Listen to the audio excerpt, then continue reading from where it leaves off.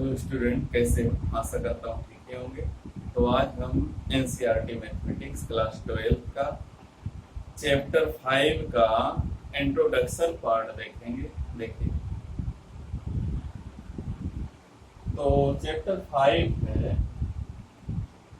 जो लेसन का नाम है सातत्य और अवकलनीयता, कॉन्टिन्यूटी एंड डिफरेंशिएबिलिटी।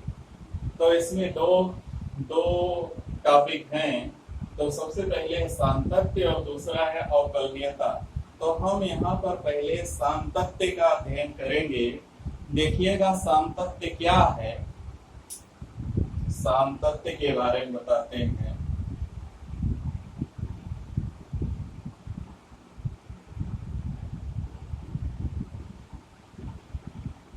सातत्य कॉन्टिन्यूटी,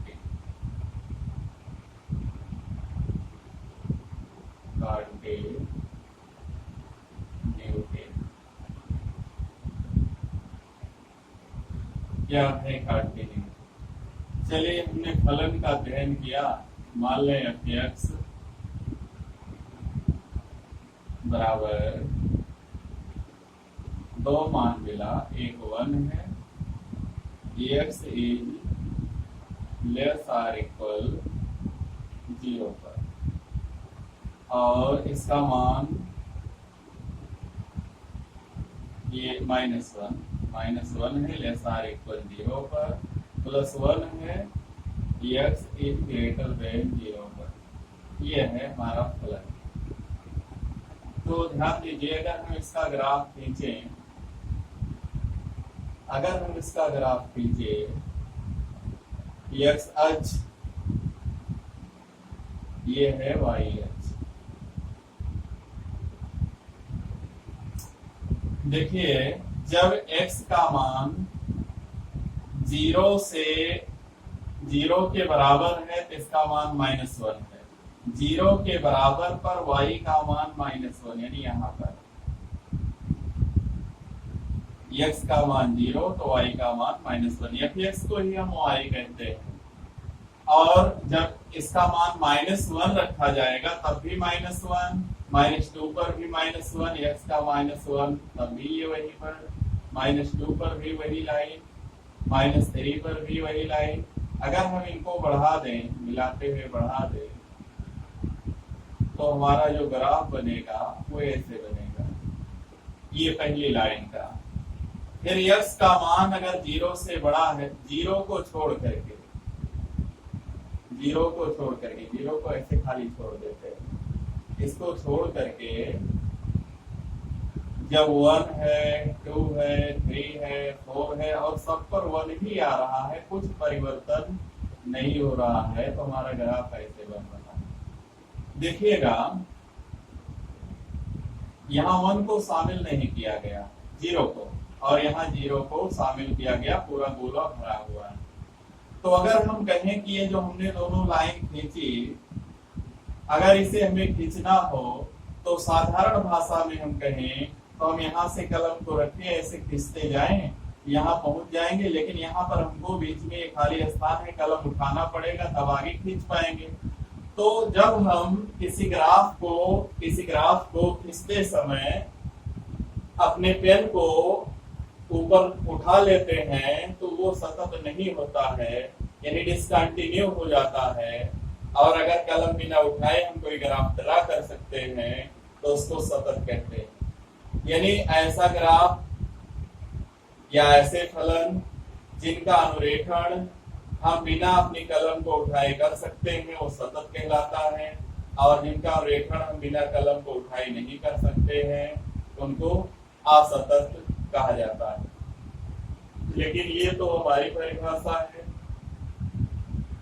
तो यहाँ पर देखिएगा, दोनों जो है 0 की तरफ अग्रसर हैं, x के जो मान है वो 0 की तरफ अग्रसर है, यहाँ भी।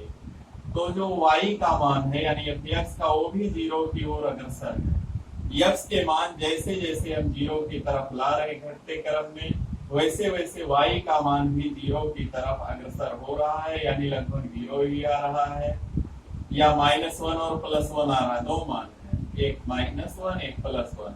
तो ये y के जो मान हैं इसको जब दोनों जीरो की तरफ आ रहे, इधर से भी जीरो आ रहा है, इधर से भी जीरो आ रहा है, तो दोनों आके एक ही बिंदु पर, ये +1 हो, ये +1 हो, दोनों आके +1 पर मिल जाते, और तब जब हम इसका ग्राफ खींचते तो बिना कलम उठाए इसको खींच सकते थे। तो ये जो हो गया यहाँ, ये बायां पक्ष लिमिट होता है, जिसको हम LHL लेफ्ट हैंड लिमिट के नाम से जानते हैं, और ये जो इधर है ये बन जाएगा राइट हैंड लिमिट, RHL हो जाएगा। और यहाँ पर दोनों बराबर नहीं है, अगर बराबर नहीं है तो फलन सतत नहीं है। तो यहाँ पर हमने LHL RHL लिख लिया, लेकिन वास्तव में इसका संकेत होता है limit x tends to 0 minus fx, और इसका होता है limit x tends to 0 plus fx। इसका ये प्रतीक होता है लेफ्ट हैंड लिमिट और राइट हैंड लिमिट का।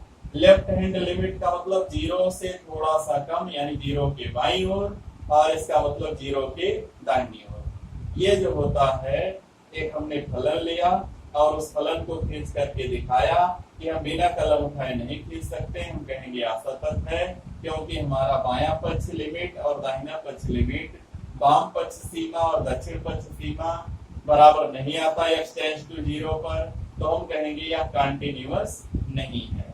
ऐसे ही एक और उदाहरण लेते हैं, fx बराबर 1 और 2 वाला।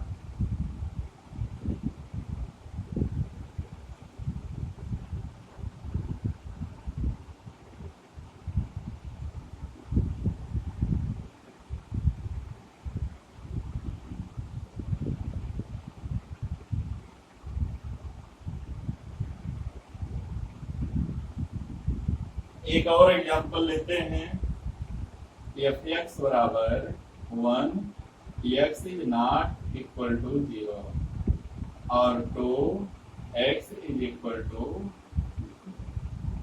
दो शर्तें यहाँ भी है। जब x का मान 0 है तो fx 2 आएगा, और जब x का मान 0 नहीं है तो 1 आएगा। इसका ग्राफ खींचते,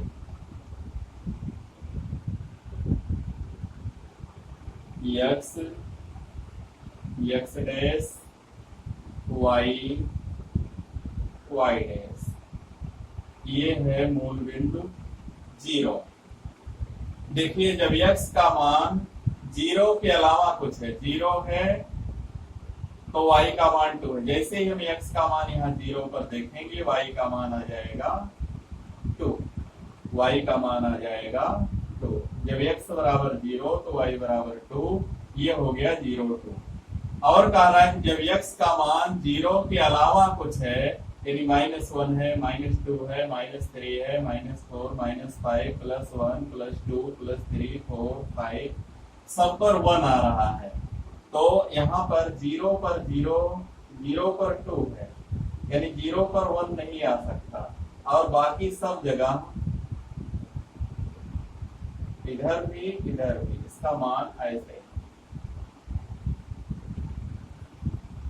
तो इसके -1 -2 इस पर भी 1 आता, +1 +2 इस पर भी 1 आता, इसके हिसाब से, यानी 0 के अलावा सब पर 1 आ रहा है और 0 पर 2 आ रहा है। तो यहाँ ऐसे ग्राफ हमारे बनेंगे। अब हम इसको देखें कि जब हम इधर 0 की तरफ x का मान ला रहे हैं तो y का मान देखिए 1 की तरफ बढ़ रहा है, इधर से 0 की तरफ आ रहे हैं तभी y का मान 1 की तरफ बढ़ रहा है, जबकि 1 आता कभी नहीं है। तो यहाँ बायां पक्ष लिमिट और दाहिना पक्ष लिमिट, बायां पक्ष लिमिट और दाहिना पक्ष लिमिट इक्वल है, क्योंकि दोनों का मान 1 की तरफ अग्रसर है। लेकिन जो क्या हम इसको, अब देखो, क्या हम इसको बिना कलम उठाए खींच सकते हैं ग्राफ को? अगर खींचे तो बीच में यहाँ ब्रेक हो जाता है, फिर उठा के यहाँ करना पड़ेगा, तब इतना खींचेंगे, और बिना उठाए यहाँ भी नहीं पहुंच सकते, जबकि LHL RHL बराबर है। तो पिछले में हमने कहा था कि अगर दोनों बराबर हो जाएं तो जो फलन होता है वो सतत हो जाता है, कंटिन्यू हो जाता है। लेकिन यहाँ पर बराबर है फिर भी कंटिन्यू नहीं है, तो यहाँ एक कंडीशन जो छूट रही थी पिछले उदाहरण में, उसको कहते हैं आवश्यक शर्त। और ये है पूर्ण शर्त यहाँ मिलेगी, यहाँ फलन का मान भी बराबर होना चाहिए, FC भी आना चाहिए, तब हम कहेंगे फलन का मान, यानी फलन हमारा सतत है। यहाँ जो LHL है, limit x tends to 0 minus fx बराबर limit x tends to 0 plus fx बराबर f0। अगर तीनों बराबर आता तो हम कहते फलन जो है वो कंटिन्यूअस है, लेकिन यहाँ पर ये तीसरी शर्त लागू नहीं हो रही है, तो हम कहेंगे जो फलन है हमारा वो कंटिन्यू नहीं है। तो सातत्य जो है इसकी परिभाषा दिया कि मान लीजिए f वास्तविक संख्याओं के किसी समुच्चय में परिभाषित एक वास्तविक फलन है, और मान लीजिए f के प्रांत C में एक बिंदु C एक बिंदु है, तो f बिंदु C पर सतत है यदि f x tends to C fx बराबर fc हो, यानी बायां पक्ष लिमिट दाहिना पक्ष लिमिट और फलन का मान तीनों आपस में बराबर हो जाएं, तो हम कहेंगे जो हमारा फलन है वो कंटिन्यूअस कहलाएगा, अन्यथा कंटिन्यूअस नहीं होगा। ऐसे ही कुछ और इसमें नियम हैं, आगे बढ़ते हैं। हमने फलनों के प्रकार का अध्ययन क्लास 11th में कर लिया था, तो यहाँ पर कुछ सतत फलनों का बीजगणित है, देखते हैं सतत फलनों का बीजगणित। उसके बाद एक दो एग्जाम्पल लेंगे और हम जो है इसको सतत और असतत सिद्ध करके देखेंगे कौन सतत है और कौन सतत नहीं है। तो सबसे पहले सतत फलनों का बीजगणित। सतत फलनों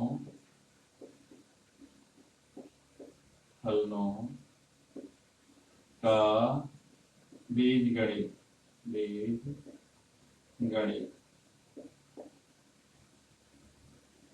अलजेब्रा ऑफ कंटिन्यूअस फंक्शन क्या होता है कि मान लीजिए f व g बिंदु C पर दो सतत फलन है।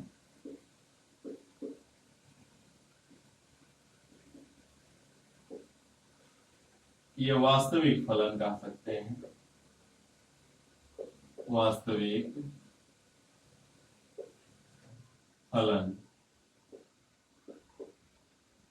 वास्तविक फलन f व g बिंदु C पर दो सतत फलन है, तो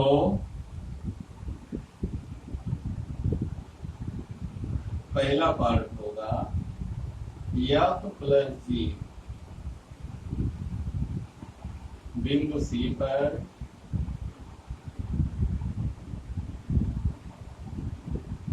सतत होगा।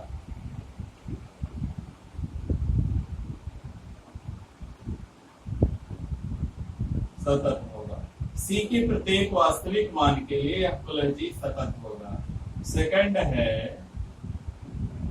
f माइनस g बिंदु C पर सतत होगा। f माइनस g बिंदु C पर सतत होगा। थर्ड है f इंटू g बिंदु C पर सतत होगा। और चौथा है f भागे g बिंदु C पर सतत होगा। लेकिन एक बात यहाँ ध्यान रखना, परंतु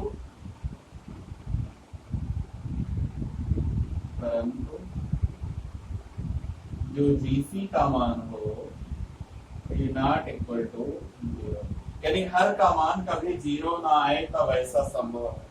तो ये चार पार्ट हैं जो सतत फलनों के बीजगणित पर आधारित हैं। इसके बाद एक और है, इसमें एक और है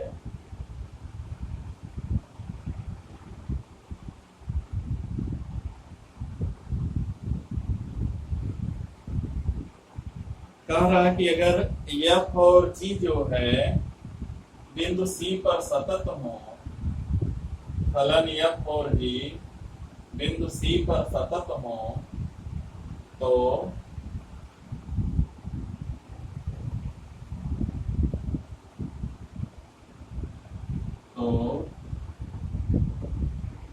एफ ओ जी व जी ओ एफ बिंदु सी पर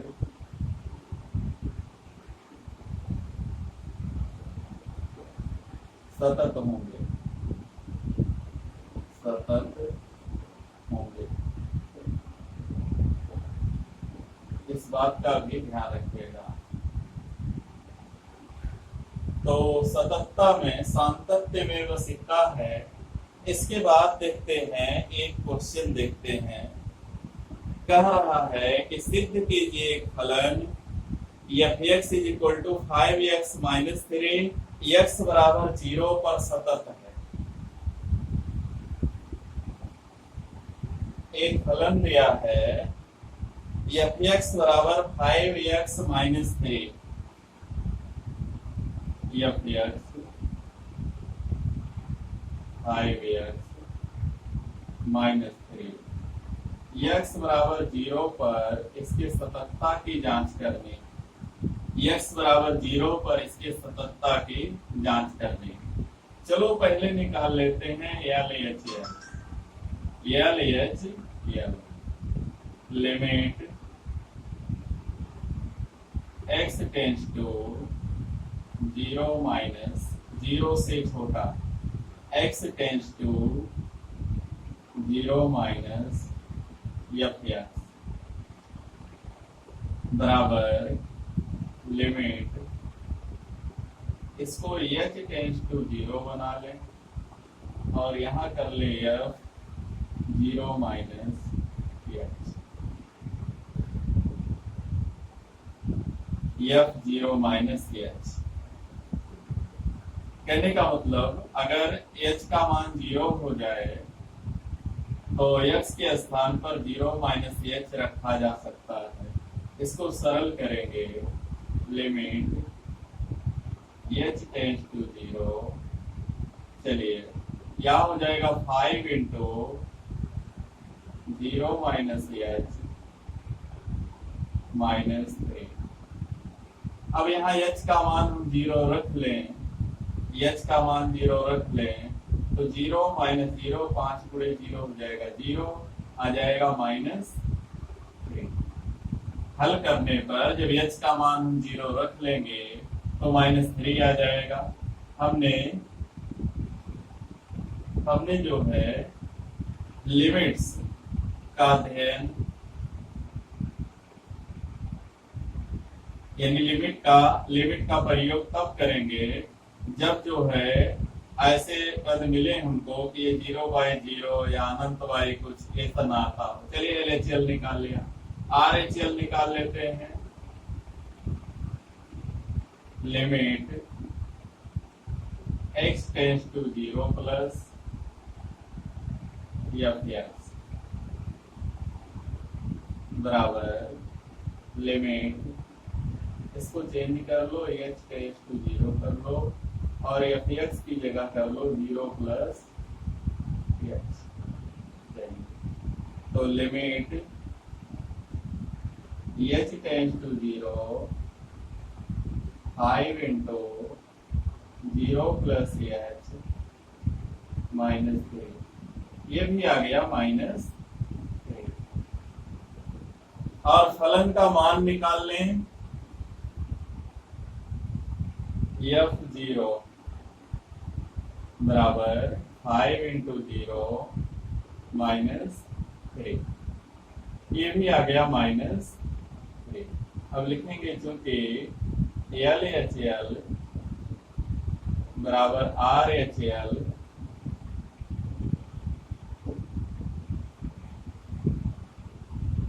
बराबर f(0), इसलिए x = 0 पर फलन सतत है, सतत है। इस तरीके से हम किसी दिए हुए फलन के दिए हुए बिंदु पर सततता की जांच जो है वो कर सकते हैं।